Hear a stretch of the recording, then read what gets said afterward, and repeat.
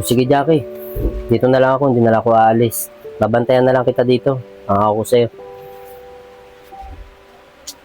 Sige, Jackie. Luka muna akong tubig mo para mawala naman yung masamang nararamdaman mo. Salamat po, kuya.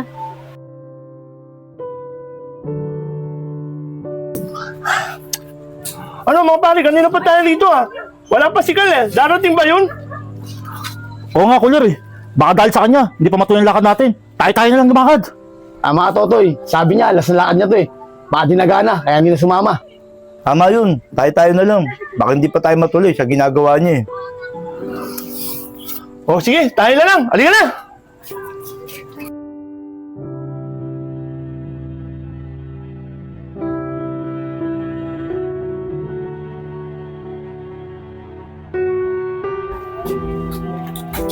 Uy, Maring Michelle, oo nga pala. Nabalitaan mo ba yung nangyari kay Rolly tsaka kay JC? Nahuli sila ng mga pulis. Ayun, sayang ang buhay nila. Siguro tama lang sa kanila yun. Kasi matagal naman silang purwisyo dito sa lugar natin eh. Pati nga kamag-anak ko nadali nila eh. Sa bagay, Maring Michelle, pag ganun talaga yung klase ng hanap buhay mo, makakahanap ka talaga ng katapat.